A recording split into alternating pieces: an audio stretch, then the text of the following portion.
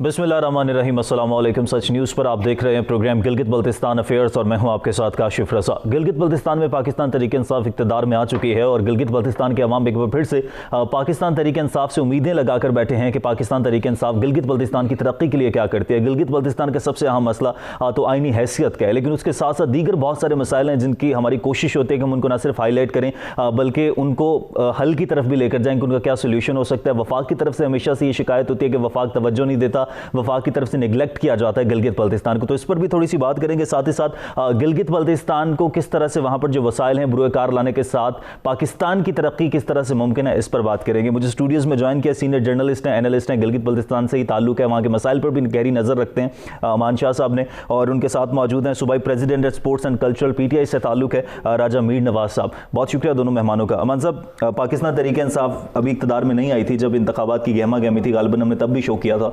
तब हम कह रहे थे कि देखते हैं क्या होता है, लेकिन पाकिस्तान तहरीक इंसाफ से काफ़ी उम्मीदें थी। पाकिस्तान तहरीक इंसाफ के आने के बाद अभी वही सिचुएशन है जब कोई भी इंतखाबात होते तो कोई भी जमात आती थी तो उसके बाद जो सिनेरियो होता था, सेम सिनेरियो है या कुछ डिफरेंट है? देखें, सिनेरियो गिलगित बल्तिस्तान को वही है जो आज से 30 साल पहले था। मैं जब इस फील्ड में आया तो आज से 30 साल पहले भी हम बिजली की लोड शेडिंग के ख़िलाफ़ मुजाहरों को कवरेज करते रहे, पानी की कमी का रोना रोते रहे। उस वक्त तो खैर ट्रैफिक का इतना बड़ा इशू नहीं था। आज गिलगित शहर में आप जाएंगे तो आपको जो है ना वो पार्किंग, गाड़ी पार्क करने के लिए आपको आधे घंटे घूमना पड़ता है। तो PTI की हुकूमत के आए हुए तकरीबन 30 नवंबर को चीफ मिनिस्टर ने हल्फ उठाया, 2 दिसंबर को प्राइम मिनिस्टर आए, कैबिनेट की हलफ बर्दारी हो गई। आज 24 दिसंबर है, 22 दिन हो गए। 22 दिनों में कोई तब्दीली नहीं है। ट्रैफिक का निज़ाम वही है, वर्स्ट है, थोड़ी ख़राबी आ गई है।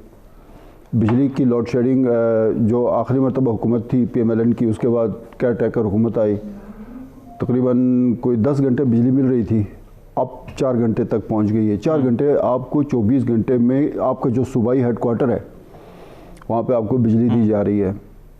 कचरे का निज़ाम पहले बेहतर था, अब उसमें ख़राबी आ गई है। जो सफाई का निज़ाम था, खाने पीने की जो नाकिस एशिया की जो फरावानी माशाल्लाह जो पहले से थी वो अब भी उसी तरह है। तो देखें, आपने काम करना है तो शुरू के चंद घंटों में भी आप तब्दीली ले आते हैं। आपने काम नहीं करना है ना, आपको 10 साल भी दिए जाएं तो अब वही चीज़ें वहीं पे वही रह जाती हैं, ख़राबी की तरफ चली जाती हैं। तो अगर मुझसे पूछे जाए कि 20 या 21 दिन PTI के, तो ज़ीरो है। अच्छा मीर साहब, अमूमन होता यह है कि लोग नई पार्टी को चांस देते हैं। जिस तरह से पाकिस्तान तहरीक इंसाफ वफाक में पहली बार इक़्तिदार में आई है, लोगों ने नून लीग को देख लिया गिलगित बल्तिस्तान में, वहाँ के अवाम ने पीपल्स पार्टी को भी देख लिया। पाकिस्तान तहरीक इंसाफ को देखना बाकी था, लेकिन पाकिस्तान तहरीक इंसाफ को वफाक में देख तो चुके हैं कि क्या कारकर्दगी चल रही है। पाकिस्तान तहरीक इंसाफ से उम्मीदें ज़्यादा थी या ऑप्शन कोई और नहीं था, इस वजह से पाकिस्तान तहरीक इंसाफ को वहाँ के अवाम ने चूज़ कर लिया? इस वक्त पाकिस्तान पूरा मुमलिकत है खुदादाद जिस मसाइल से दो चार है, जिसमें महंगाई आजकल सर फहरिस्त है, उसके साथ दूसरे जो समाजी इशूज़ है, हमारे डेवलपमेंट के इशूज़ है, वो कनेक्टेड है। पिछले 30-40 साल की हुकूमतों ने जिस तरह अकरवा परवरी से, यहाँ से करप्शन से, दूसरे जो उनकी लीडरशिप है उनमें जो वो थी, उसकी वजह से पाकिस्तान आज इस नहज पर पहुँच चुका है। पिछले 2-2.5 साल से इमरान खान साहब की क़यादत में पाकिस्तान तहरीक इंसाफ भरपूर कोशिश कर रही है कि पाकिस्तान को, अब फिर पाकिस्तान आप देखते हैं कि पूरी दुनिया की जो पावर्स है उसका भी सेंटर पॉइंट है।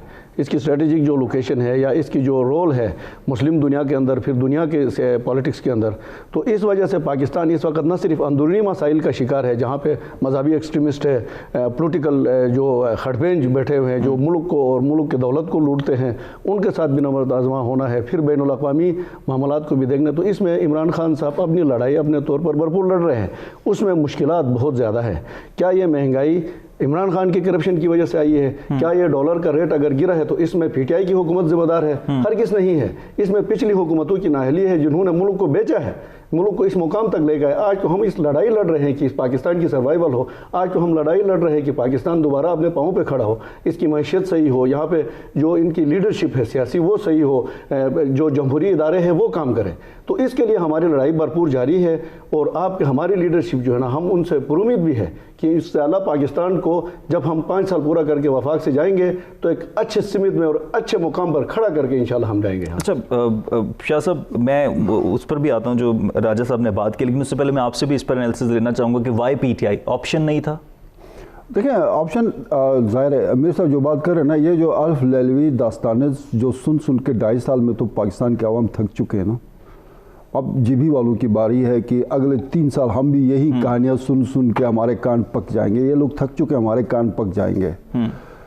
مسئلہ پاکستان کے عوام کا یہ تھا کہ پیپلز پارٹی PMLN جیسی پیپلز پارٹی 1966 سے ہے نا، 30 نومبر 1966 کو اس کی بنیاد پڑ گئی. اتنی پرانی پارٹی ہے، کئی مرتبہ حکومت کر چکی ہے، بینظیر سے لے کے ذوالفقار علی بھٹو سے لے کے یوسف رضا گیلانی سے لے کے راجہ پرویز اشرف تک. PMLN کی ہسٹری بھی تقریباً آپ کی بن جاتی ہے 40-41 سال. 81 سے میاں صاحب جو ہے نا وہ اس سسٹم کے اندر ہے. ظاہر ہے پاکستان کے عوام نے 25 جولائی 2018 کو دونوں سیاسی پارٹیوں کو مسترد کر کے PTI کو موقع دیا تھا، تو اسی لیے دیا تھا نا کہ یہ خراب ہیں، یہ کرپٹ ہیں. لیکن وہ جو آج کل چل رہا ہے نا کرپٹ ٹنڈوں والا، وہ ان کے نون لیگ کے دور کا وہ کرپٹ ٹنڈا 8 روپے کا تھا، ان کے دور کا کرپٹ ٹنڈا 19 روپے کا ہے. تو اب یہ تو یہاں پاکستان میں تو سارا تلپٹ ہو چکا ہے. اب ہماری باری ہے. میں آپ کو کچھ چیزیں بتاتا ہوں. جی یہ ماشاءاللہ PTI کے نا بڑی زبردست وہاں پہ مثالیں سیٹ کی ہیں. اچھا یہ ان کی وہ الیکشن کو لیڈ کر رہے تھے گنڈاپور صاحب. گنڈاپور صاحب نے جن لوگوں کو ٹکٹ نہیں دیے، بیسیکلی PTI کے ٹکٹ ہولڈرز جو جیتے نا وہاں پہ وہ 8 ہیں، باقی وہ ملغوبہ ہے. اس کو لایا اس کو لایا، ملا کے کہا یہ بھی ہمارے تھے. اچھا کمال کی بات یہ ہے کہ میں ایک مثال دیتا ہوں. نگر حلقہ 5 بنتا ہے، یہ ہمارے جاوید منوا صاحب بڑے قابل پالیٹیشن ہیں، وہ ٹکٹ کے امیدوار تھے، ان کو ٹکٹ نہیں دیا. وہاں پہ حاجی رضوان صاحب جو MWM کے تھے ان کو ٹکٹ دیا. جب حاجی رضوان ہار گئے، جاوید منوا جیت گئے، تو علی امین گنڈاپور، گورنر گلگت بلتستان راجہ جلال اور سیف اللہ نیازی صاحب یہ دوڑتے پڑھتے اس کے گھر پہنچ گئے. کہے منوا صاحب کو تو ہم نے اسٹریٹجی کے تحت ٹکٹ نہیں دیا تھا، کہ انہوں نے تو جیت کو تو PTI میں ہی آنا تھا. اچھا الیکشن کیمپین کے دوران منوا PTI کو گالیاں دیتے رہے، اور جو PTI کا جو حمایت یافتہ امیدوار تھا وہ PTI کو جاوید منوا کو گالیاں اس کو حاجی رضوان کو گالیاں دیتے رہے. جب جاوید منوا جیت گئے تو اس کے دروازے پہ پہنچ گئے. گانچھے سے مشتاق ماشاءاللہ ٹھیکیدار ہیں، عام سے ٹھیکیدار تھے، وہ بھی ٹکٹ کے امیدوار تھے، ان کو ٹکٹ نہیں ملا. جس کو ٹکٹ دیا تھا وہ ہار گئی خاتون جو بھی تھی، ان کے خاتون نہیں تھے، ابراہیم ثنائی صاحب تھے، وہ ہار گئے. تو یہ مشتاق کو کہا جی یہ تو ہمارا ہی امیدوار تھا، ہم نے تو اسٹریٹجی کے تحت اس کو ٹکٹ نہیں دیا تھا، جیتنا تو اسی نے تھا، یہ تو PTI کا ہی بندہ تھا. حاجی عبدالحمید صاحب آزاد لڑے، آمنہ انصاری PTI کے ٹکٹ یافتہ تھی، حاجی عبدالحمید آزاد جیتے اور PTI کو گالیاں دیتے ہوئے وہ جیتے. جب جیتے تو پھر اس کے دروازے پہ پہنچ گئے. راجہ ناصر صاحب روندو سے جیتے، PTI کے ٹکٹ کے امیدوار تھے. مقابلے میں انہوں نے اس کو دیا، اپنے اقبال حسن کو دے دیا. اس کو اقبال حسن ہار گئے، ان کے جیتے راجہ ناصر، اس کے دروازے پہ پہنچ گئے. بہت ساری مثالیں ہیں، میں اس کہانی کو لمبا نہیں کرنا چاہتا. مسئلہ ان کا کیا ہے، میں ان کا میرٹ بتاتا ہوں. جنرلی میرا جو کیریئر ہے اس فیلڈ میں، میرا کوئی 24-25 سال کا ہے.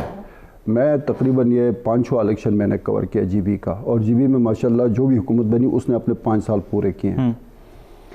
یہ واحد پارٹی ہے سر، ٹکٹ دیا ہار گئے تو باقی پارٹیاں کرتی اس سے پوچھتے تھے کینڈیڈیٹ سے، جناب آپ کو ہم نے پارٹی کا ٹکٹ دیا تھا، آپ کیوں ہارے، وجوہات کیا ہیں.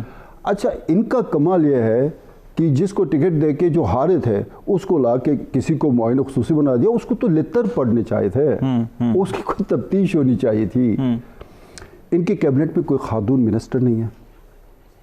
ان کی کیبنٹ کے اندر سر معذرت کے ساتھ میں کہتا ہوں، جس بندے کو واٹر اینڈ پاور کا منسٹر بنایا وہ خود ٹھیکے کرتا رہا واٹر اینڈ پاور منسٹری میں. وہ ٹھیکیدار تھا، اس کو آج منسٹر. آپ دودھ کی رکھوالی پہ کس کو بٹھا رہے ہیں؟ اسی سے ان کا میرٹ، ان کا سسٹم، ان کی ڈسپلن، ان کا نظم و نسق اور ان کے آگے گورننس ہمیں نظر آ رہی ہے. میں ریسنٹ ایک اور مثال دیتا ہوں. پورے GB کے اندر ظاہر نئی حکومت آتی ہے، شفلنگ ہوتی ہے بیوروکریسی میں، سیکٹریز کے تبادلے ہو گئے.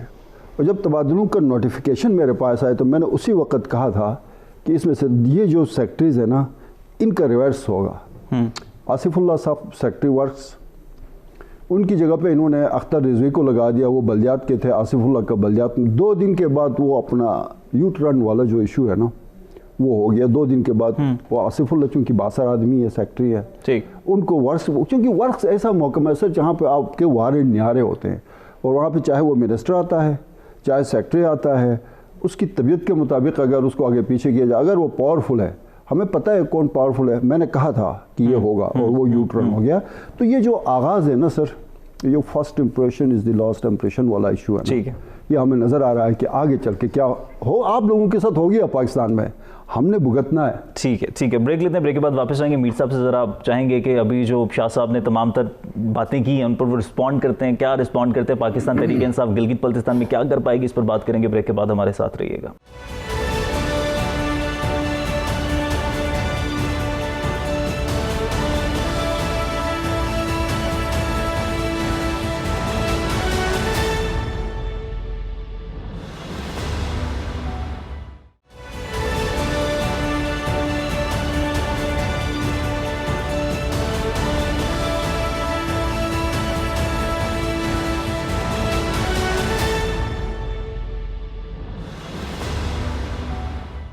جی ویلکم بیک. بریک کے بعد واپس آنے کا شکریہ. امان شاہ صاحب ہمارے ساتھ موجود ہیں، راجہ میر نواز صاحب ہمارے ساتھ موجود ہیں. میر صاحب بریک سے پہلے شاہ صاحب بات کر رہے تھے، آپ رسپونڈ کریں گے؟ تم واقعی سچویشن ایسی رہی ہے یا یہ سیاست کا حصہ ہے یہ سب کچھ؟ نہیں، شاہ صاحب ایک غیر جانبدار آدمی ہے اور وہاں گلگت بلتستان کی پالیٹکس میں اس کی گہری نظر ہے. انتہائی احترام کے رشتے کے ساتھ صرف شاہ صاحب کو میں یہ عرض کرنا چاہتا ہوں، حالیہ جو الیکشنز ہوئے ہیں، جس طرح شاہ صاحب نے نام گنوائے، یہ جو آزاد امیدوار ہمارے پارٹی کینڈیڈیٹس کے خلاف یا کچھ ہمارے کولیشن گورنمنٹ ہے MWM، ان کے خلاف جیت کے پارٹی کو جوائن کیا. تو آپ یہ دیکھیں اگر پاکستان میں اتنی بیڈ گورننس ہے، یہاں پہ اتنی مہنگائی ہے، لوگ اتنے PTI سے تنگ ہیں، تو اس شعور کا جو آج کل کا جو دور ہم سوشل میڈیا کے دور میں ہے، تو یہ لوگ بخوبی واقف ہے. گلگت بلتستان میں ایجوکیشن کا ریشو آپ نے دیکھا ہے وہاں پہ زیادہ ہائی ہے اور پولیٹکس میں بھی لوگ زیادہ انوالو ہیں. اگر پاکستان میں اتنی بیڈ گورننس ہے تو وہاں پہ جو مقابلہ ہمارا ہوا ہے PTI کا اس دفعہ، تو PTI کے ساتھ ہوا. PTI کا نون لیگ یا پیپلز پارٹی سے نہیں ہوا ہے. 8 جو آزاد امیدوار جیتے ہیں وہ ہمارے PTI کے کوئی ضلعی عہدیداران تھے، کوئی ٹکٹ کے امیدوار تھے. ان کو ٹکٹ نہ ملا تو ان لوگوں نے بغاوت کے طور پر آزاد لڑے، جیت کر پھر PTI میں. تو مقصد کہنے کا ہے کہ لوگ وہ سمجھ رہے ہیں کہ PTI ہی ہے جو گلگت بلتستان کا سب سے جو بڑا مسئلہ ہے. آپ نے شروع میں اپنی انٹروڈکشن اس میں کہا کہ وہاں کی آئینی حیثیت کی بات ہو رہی ہے. لوگ وہاں پہ شناخت چاہتے ہیں، وہ قومی دائرے میں آنا چاہتے ہیں. وہاں آرڈرز، LFOs، FCR کا کالا قانون کے ذریعے اور اس کے بعد آرڈیننسز کے ذریعے لوگوں کو چلایا گیا. تو لوگ اب اس آرڈیننس کے ذریعے تنگ ہے، کیونکہ یہاں پہ ایوان بالا ہو، ایوان زیری ہو، مالیاتی ادارے ہو، پاکستان میں ان کی نمائندگی ہو، نیشنل اسمبلی سینیٹ میں وہ نہیں ہے. تو سب سے بڑا جو نعرہ اس دفعہ پاکستان تحریک انصاف نے عبوری آئینی صوبے کا یہاں پہ دیا ہے، اگر ہم اس میں کامیاب ہوتے ہیں، گلگت بلتستان کی نمائندگی کو انشور کرتے ہیں پاکستان کی سینٹ میں، اس میں عبوری آئینی صوبے کو ہم انشور کرتے ہیں، تو اس آئینی صوبے کے پیچھے ہمارے ڈیولپمنٹ کے پروجیکٹس سے، ہمارے معیاری تعلیمی اداروں کے پروجیکٹ سے، ہمارے نیشنل اسمبلی اور سینٹ میں ہماری نمائندگی ہے. تو یہ سب جو ہے نا امپاور کرے گا گلگت بلتستان کے لوگ. آج اگر محرومیوں کا شکار ہے تو اس کی وجہ یہ ہے کہ یونائٹڈ نیشن کی جو ریزولوشن ہے جس کی وجہ سے تنازع کشمیر کا حصہ بنا کے گلگت بلتستان کو بنیادی جو ان کا سیلف رول کا جو ہے ان سے بھی محروم رکھا گیا، ڈیولپمنٹ سے بھی محروم رکھا گیا، لوگوں کو پسماندہ رکھا گیا. تو ہمارا مقصد ہوگا کہ اگلے 5 سال میں لوگوں کی نمائندگی کو بھی یقینی بنائیں اور ان کو جو ہے نا آئینی جو ان کا حق ہے وہ بھی دے کر ان کی نمائندگی کو بھی یقینی بنائیں گے. تو انشاءاللہ آنے والے وقتوں میں ایمان شاہ صاحب کے ساتھ اللہ نے زندگی جو پھر بیٹھیں گے اور انشاءاللہ اپنی کارکردگی کو بھی گنوائیں گے اور گلگت بلتستان کی ترقی کو بھی یقینی بنائیں گے. ٹھیک ہے شاہ صاحب، آپ مختلف ادوار دیکھ چکے ہیں، آپ نے تمام تر انتخابات بھی دیکھے ہیں، پیپلز پارٹی کا دور بھی دیکھا، نون لیگ کا دور بھی دیکھا، PTI کا دور آ کے PTI ایسا کیا کرے گی یا PTI کے پاس کیا آپشنز ہیں کہ نون لیگ آئینی حیثیت نہیں دلوا سکی، PTI دلوا دے گی؟ دیکھیں آئینی حیثیت کے جو ایشو ہے نا، میں نے اس میں بڑا اسٹڈی کیا ہوا ہے. جی بی کی پاپولیشن 14,93,000 ہے ٹوٹل جو پاپولیشن آفیشلی یہی ہے اور یہی کم و بیش یہی ہوگا ان آفیشلی بھی. میں نے جو سروے کیا عام لوگوں کے ساتھ میں بیٹھا بات کی، عام لوگوں کا مسئلہ کیا ہے. عام لوگ کہتے ہیں جی ہمیں روزگار چاہیے، ہیلتھ کی فیسلٹیز چاہیے، بہتر ایجوکیشن چاہیے، روڈ انفراسٹرکچر چاہیے، بجلی چاہیے، گیس چاہیے. میں اگر 100 بندوں میں سے اگر آپ کو یہ فگر بتا دوں تو 96% یا 96 بندے کہیں گے ہمیں ان چیزوں سے، ان کو آئینی حیثیت کا پتہ ہی نہیں ہے. اچھا پھر وہ کچھ جو لوگ ہیں، ایک طبقہ ہے وہ ہم سے پوچھتا ہے اچھا جی آئینی حیثیت کوئی اتنی بڑی بلا ہے جس سے کسی ملک کے آئین میں شامل ہونے سے کوئی الادین کا چراغ بن جاتا ہے، سارے حل ہوتے ہیں. تو پھر یہ آپ کا چترال تو KP آئین پاکستان کا حصہ ہے. آئین کے آرٹیکل 1 کے تحت چترال جو ہے نا وہ پاکستان کی ٹریٹری میں آتا ہے.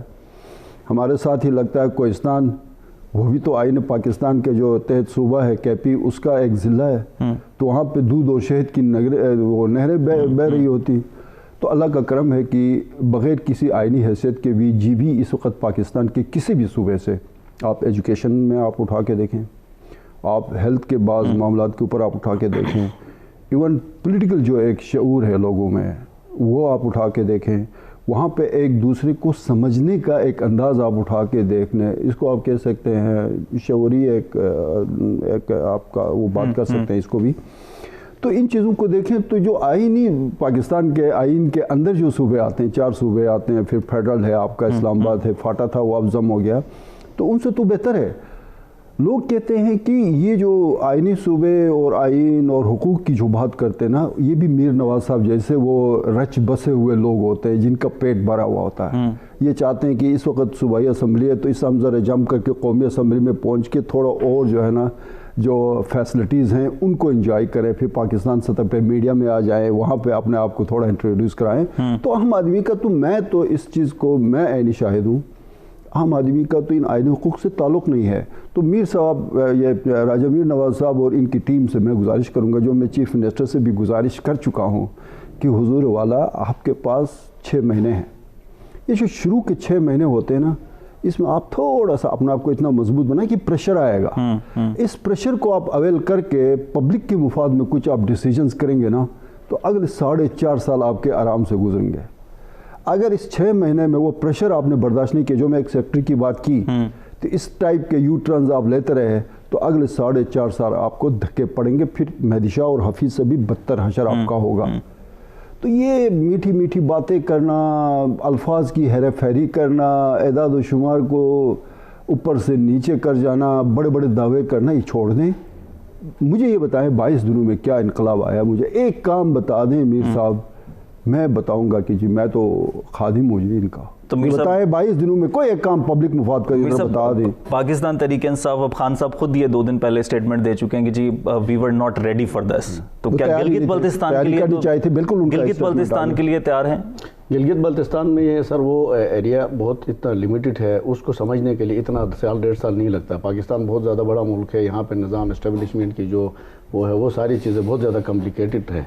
گلگت بلتستان میں مجھے لگتا ہے اس وقت ایک تو موسم بہت زیادہ ہارڈ ہے, نئی گورنمنٹ آئی ہے, 20+ ہمارے جو نئے یہ موسم سخت ہے سر. اسلام آباد کی طرف مارچ شروع ہو گیا ان کا پی ٹی آئی کا. یہ 6-3 مہینے یہاں گزاریں گے, اس کے بعد پھر واپس جا کے سوچیں گے کہ اگلے 6 مہینے میں کیا کرنا ہے. 22+ ہمارے جو ممبرز آئے ہیں سر وہ بالکل ینگ آئے ہیں, نئے آئے ہیں. یہ بھی پہلی دفعہ ہوا ہے, روایتی جو سیاست ہے اس کو دفن کر کے آئے. تو ہماری ذاتی چیف منسٹر صاحب اس وقت اسلام آباد میں ہے, پرائم منسٹر کے ساتھ اس کی وزٹ کا میٹنگ کنفرم ہے. تو ہم کوشش کریں گے کہ یہ جو ایمان شاہ صاحب کے بات کو انڈورس کرتے ہوئے, چونکہ اس کی جو تنقید ہوتی ہے اس میں ہماری اصلاح کے لیے یہ آگے راستہ ہمیں ملتا ہے. تو کیونکہ اس کا کسی پارٹی سے تعلق نہیں ہے, یہ ایک ویل نون جرنلسٹ ہے وہاں سے, تو ہم نے بتایا بھی ہے, کوشش بھی یہ کریں گے کہ ہم کوئی ایکشن پلان چیف منسٹر کو بتا کے کیبنٹ کے لیے تمام سیکٹرز پہ, جس طرح وہاں پہ رچ ٹورزم سیکٹر ہے, معدنیات کا سیکٹر ہے, دوسرے جو ہمارے روڈ انفراسٹرکچر پہ کام کرنا ہے, ٹیلی کمیونیکیشن پہ ہنگامی طور پر ہمیں کام, پھر معیاری جو پروفیشنل تعلیمی ادارے ہیں ان پہ کام کرنا ہے. ہمارے جو پروفیشنل FCPS اور انجینئر پوسٹ گریجویٹ ان کے لیے, ہمارے بچوں کے لیے بہت زیادہ مسائل ہیں وہاں پہ معیاری تعلیمی اداروں کا اور پھر ان کے آگے کے پروفیشنل ایجوکیشن کا.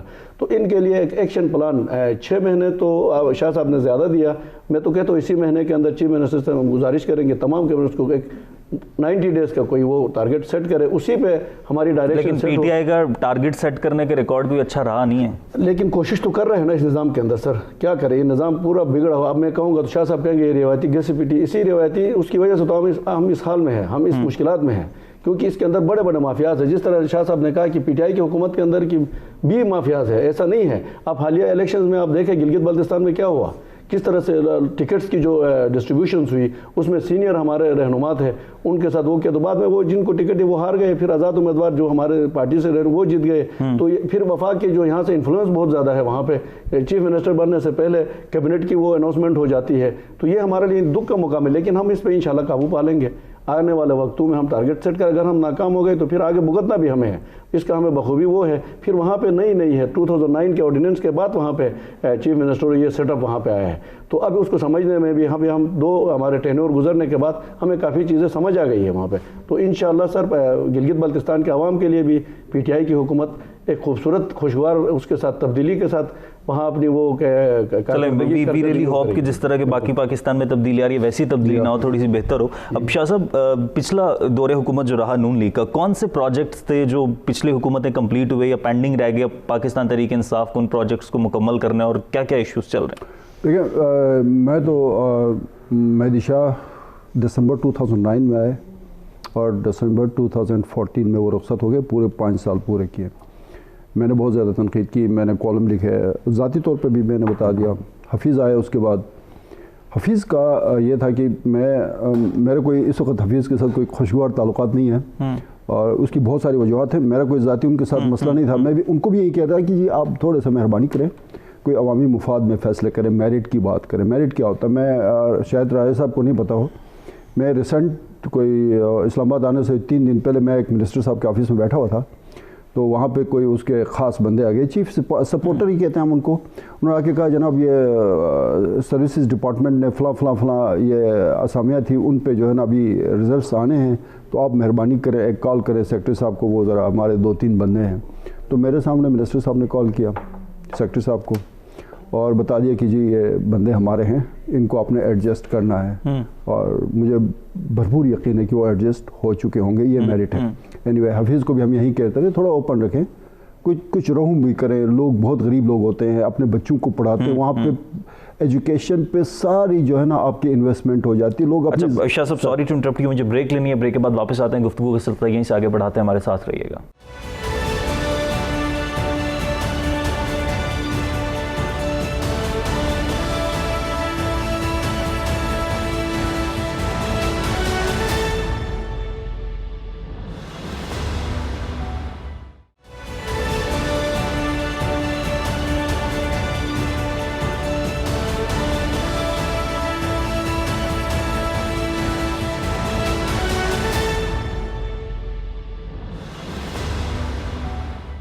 آلرائٹ جی، ویلکم بیک. بریک کے بعد واپس آنے کا شکریہ. شاہ صاحب آپ بات مکمل کیجئے، پھر میں آگے بڑھتا ہوں.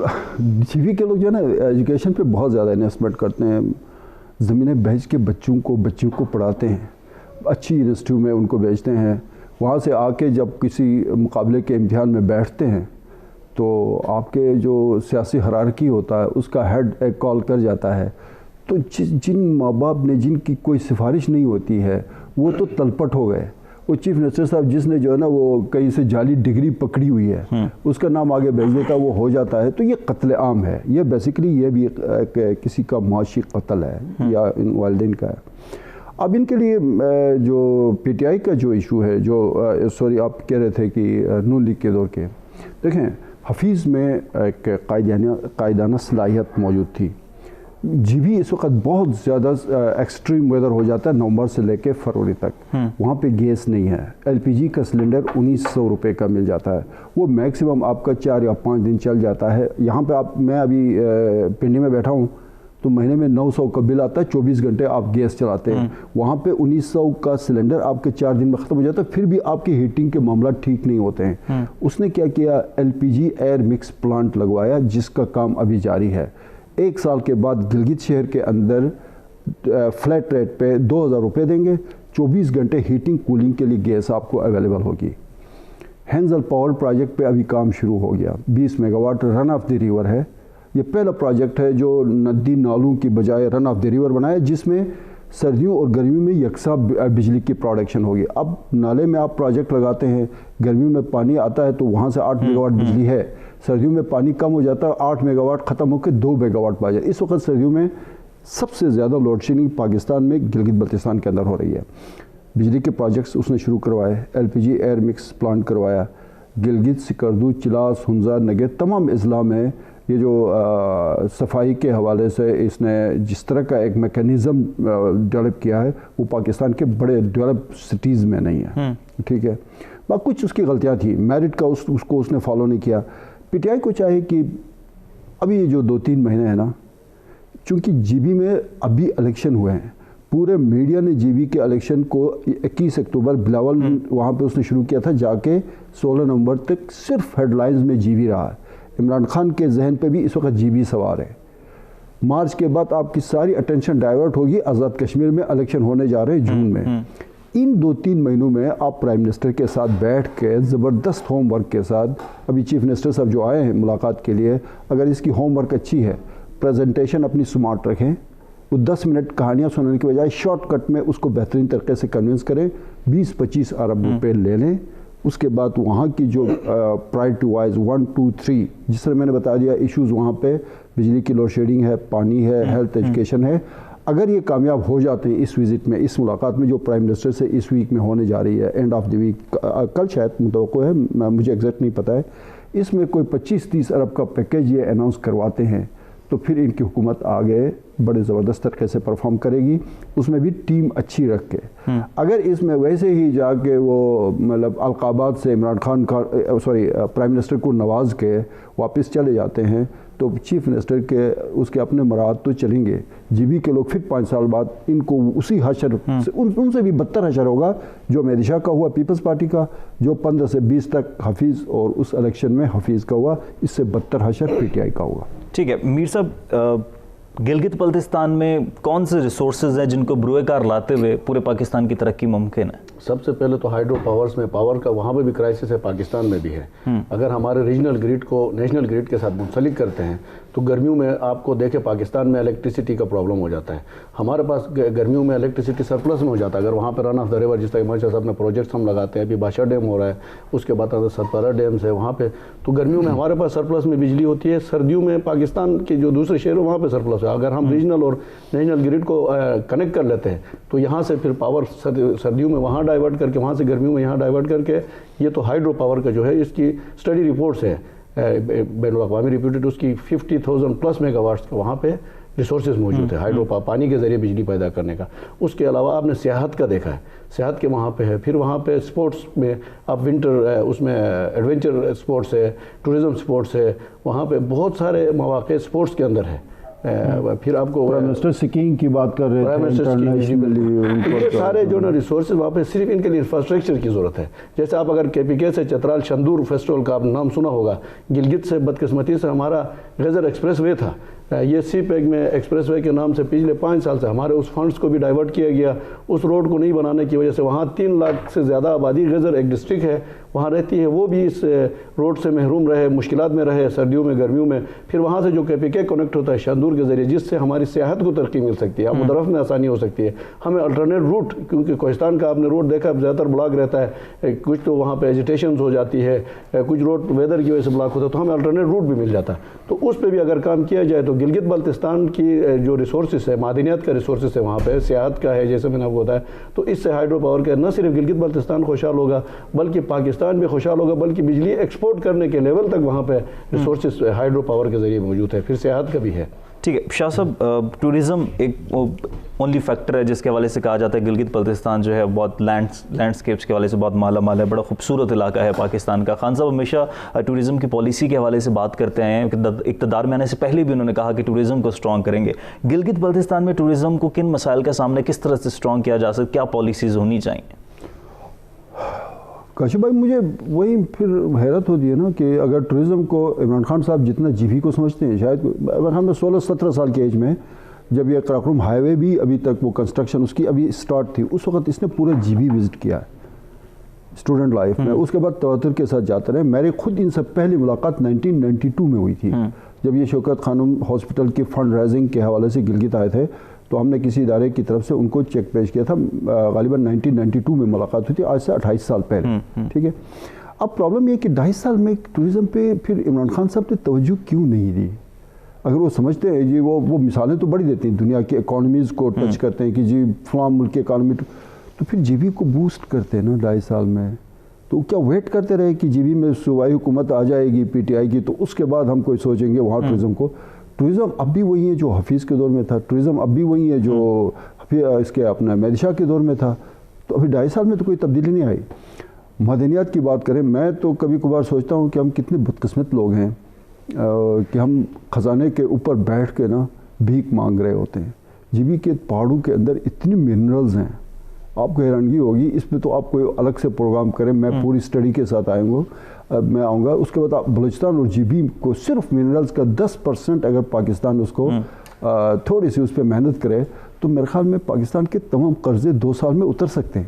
تو توجہ کوئی نہیں. ہاں منرلز میں کوئی آتا ہے تو وہاں کوئی لیز بیچ کے کوئی 10 پیسے جیب میں کس طرح ڈالنے یہ تو سوچتا ہے, لیکن اس سے جو ہے نا پاکستان کی معیشت کو کس طرح بہتر بنایا جائے, جی بی کی معاشی حالت بہتر بنائی جائے, اس پہ کسی نے توجہ نہیں دی. ٹورزم ہے, منرلز ہے, جس طرح راجہ صاحب نے بتایا کہ تقریباً 40,000 میگا واٹ بجلی پیدا کرنے کی جی بی میں صلاحیت ہے, تو وہ تبھی نہیں کر رہے ہیں. میں تو دعا کرتا ہوں واقعی جو باتیں کرتے ہیں نا پی ٹی آئی والے, پچھلے ان کو تو ہم نے مسترد کر دیا نا, بخش دو بس ان کو. اچھا, ٹورزم کے حوالے سے ابھی کوئی پالیسی بہتر طریقے سے ہے نہیں ٹورزم کے فروغ کے لیے؟ پالیسی دیکھیں, ایشو پالیسی کا بھی نہیں ہے, چھوڑ دیں. آپ روڈ انفراسٹرکچر ٹھیک کر, آپ مثلا آپ نے اگر جی بی کا وزٹ کرنا ہے, کراکڑم ہائی وے کا سفر 18 گھنٹے کی بجائے 6 گھنٹے ہوگا, تو آپ جب دل چاہے آپ اٹھ کے گلگت چلے جائیں گے. پھر گلگت سے آگے استور اگر آپ نے جانا ہے, وہاں کی سڑک اچھی ہے, وہاں ہوٹلز اچھے ہیں, وہاں بجلی ہے, گیس ہے, پانی ہے, سیکیورٹی ہے, تو آپ تو بالکل اڑ کے وہاں پہ جائیں گے نا. اب آپ گلگت سے استور ٹوٹل کوئی 60 کلومیٹر کا وہ ٹوٹل فاصلہ ہے, اور آپ 4 گھنٹے لگاتے ہیں. اگر روڈ وہاں ٹھیک کر دیں تو وہ تقریباً 1 گھنٹے کا بن جاتا ہے. تو اگر یہ چیزیں ٹھیک کر دیں, کوئی فیسلٹیز دے دیں, سیکیورٹی کے نظام کو بہتر بنائیں, گیس دے دیں, بجلی دے دیں. ظاہر ہے گیس جب ونٹر ٹورزم کی بات کرتے ہیں, ہنزا میں کوئی بندہ جاتا ہے یا غزر جاتا ہے یا استور جاتا ہے, وہاں پہ تو ہوٹلز میں اس وقت پانی ہی نہیں ہے.